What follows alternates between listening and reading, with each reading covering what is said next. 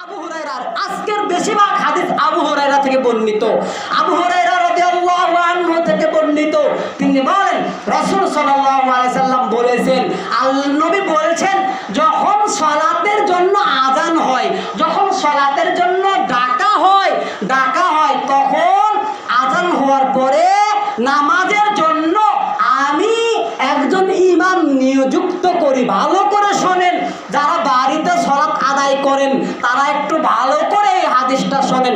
আল্লাহর নবী বলছেন, যারা যখন আযান হয়, আযান হওয়ার পরে আমি একটা ইমাম নিযুক্ত করি, আমি একটা ইমামকে দায়িত্ব দেই, আর দায়িত্ব দিয়ে আমার মনে চাই আমি কিছু কাঠ, আমি কিছু খড়ি সংগ্রহ করি।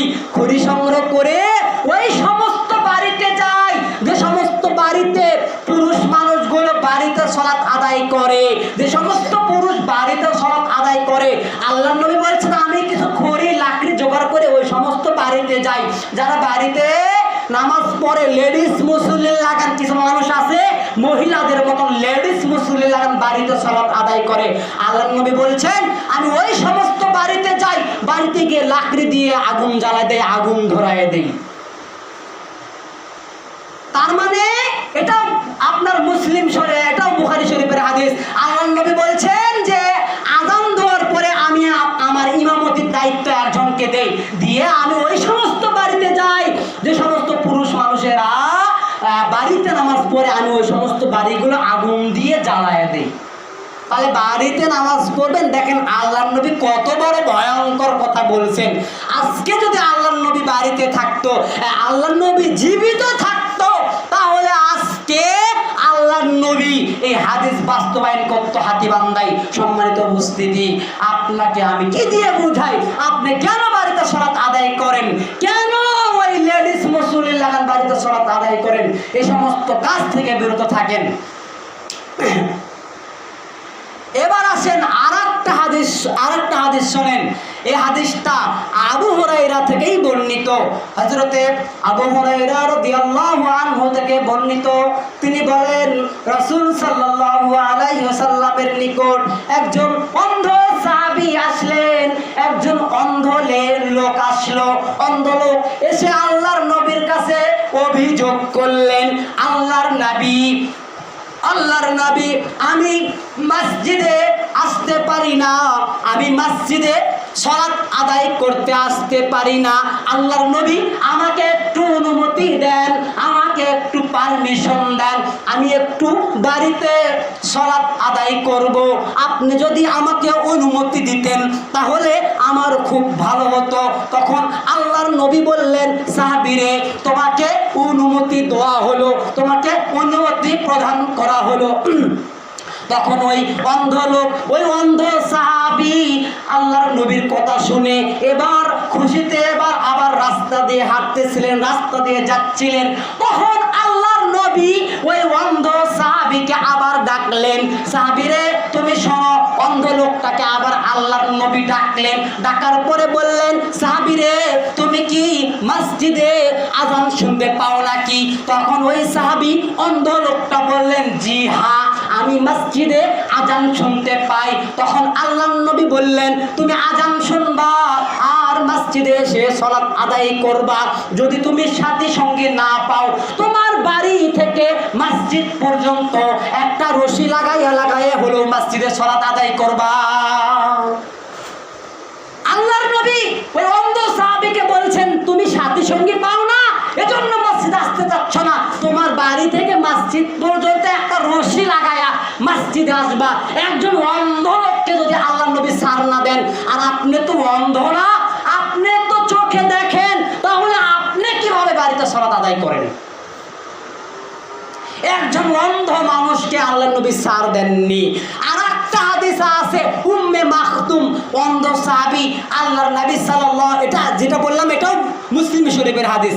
আর একটা হাদিস যেটা উম্মে মাখতুম অন্ধ লোক এসে বললেন, আল্লাহর নবী মদিনা তো পোকামাকড় সাপ বিচ্ছুর আপনার বের হচ্ছে, ইদানিং খুব সাপ বিচ্ছু পোকামাকড়, আল্লাহর নবী আমি কি আমাকে কি একটু বাড়িতে সালাত আদায় করার অনুমতি দেওয়া যায় না? এই হাদিসে সাপ বিচ্ছুর কথা বলা হয়েছে। তখন আল্লাহর নবী বললেন, তুমি কি হাইয়া আলাস সালাহ শুনতে পাও না? জি হ্যাঁ আল্লাহর নবী আমি শুনতে পাই। আল্লাহর নবী বললেন তুমি আজানের জবাব দিবা আর মসজিদে এসে জামাতে সালাত আদায় করবা। তাহলে আল্লাহর নবীকে সাপ বিচ্ছুর কোথাও বলা হলো, কিন্তু আল্লাহর নবী ওই উম্মে মাকতুম অন্ধ লোকটাকে ছাড় দিলেন না। আর আপনি অন্ধ না, আপনার কোনো ওজর নাই, আপনার শরীয়তের কোনো ওজর নাই, তবুও আপনি লেডিস মুসল্লি লাগান বাড়িতে সালাত আদায় করেন। আপনার একটু শরম হওয়া দরকার, আপনার একটু হায়া হওয়া দরকার, আপনার একটু লজ্জা হওয়া দরকার।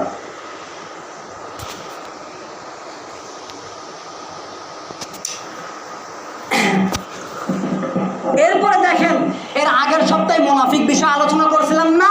আল্লাহর নবী সাল্লাল্লাহু আলাইহি সাল্লাম থেকে আব্দুল্লাহ ইবনে মাসউদ রাদিয়াল্লাহু আনহু থেকে বর্ণিত, আল্লাহর নবী একদিন ফজরের সালাত আদায় করার পরে আল্লাহর নবী বললেন অমুক ব্যক্তি কি নামাজে উপস্থিত?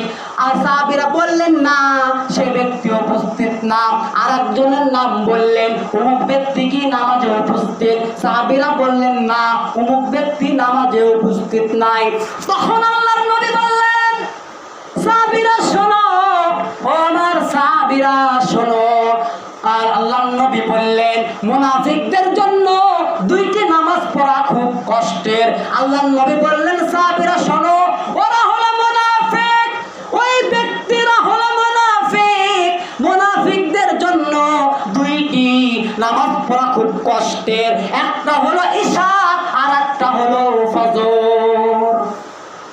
আল্লাহর নবী বলছেন মুনাফিকদের জন্য দুইটি নামাজ পড়া খুব কষ্টের, একটা হলো ঈশার নামাজ আর একটা হলো ফজরের নামাজ। এই দুই নামাজ মুনাফিক যারা এরা জামাতে পড়তে চায় না। এটাও সহিহ হাদিস, টাটকা সহিহ হাদিস।